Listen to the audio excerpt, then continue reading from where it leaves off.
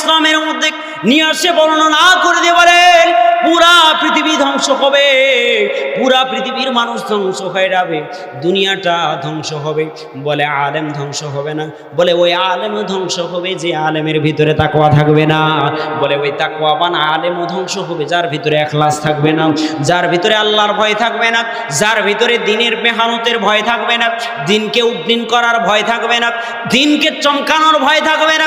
আল্লাহ পাক রব্বুল আলামিন বলেন যতদিন থেকে তুমি তোমার কোরআনুল কারীমের শিক্ষা নেবার জন্য নাম লিখিয়েছো, দ্বীনের ইলম শিক্ষা নেবার জন্য তলেবে ইলম হিসাবে নাম লিখিয়েছো, বলো ওই দিন থেকে আল্লাহ পাক রব্বুল আলামিন তোমার কাদের মধ্যে এমন এক দায়িত্ব দিয়েছেন, বলে বিশ্ব নবীর যত প্রকার দায়িত্ব ছিল সব দায়িত্ব ওই আলেমের উপরে পড়ে যায়। সুবহানাল্লাহ বলেন, চিল্লায় বলেন আল্লাহু আকবার।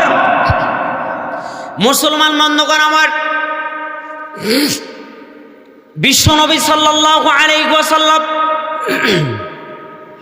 আল্লাহ পাক রব্বুল আলামিন বলে বিশ্ব নবী হলেন দায়ী, তিনি দায়ী ছিলেন বিশ্ব নবী সাল্লাল্লাহু আলাইহি ওয়াসাল্লাম। সাহাবায়ে কেরাম, তাবিঈন, তাবে তাবিঈন, আইম্মায়ে মুজতাহিদিন, খোলাফায়ে রাশিদিন, সালফে সালেহিন, চার মাযহাবের ইমাম সহ যত ইমামগণ আছেন সবগুলোই দিনের পিছনে দিনের দাওয়াতে মেহনত করেছিলেন, সবগুলোই কষ্ট করতে করতে তার জীবনকে বিলীন করে দিয়েছেন, কোনোদিন আপোষ করবার জন্য চেষ্টা করে নাই।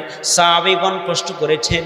হযরতে খাব্বাব রাদিয়াল্লাহু তাআলা আনহু, হযরতে খাব্বাবের অনেক লম্বা ইতিহাস বুখারীর বর্ণনার মধ্যে আসছে ও সহিহ রওয়ায়াতে বর্ণিত হয়েছে। হযরতে খাব্বাব রাদিয়াল্লাহু তাআলা আনহুকে নির্মমভাবে নির্যাতন করা হয়েছে।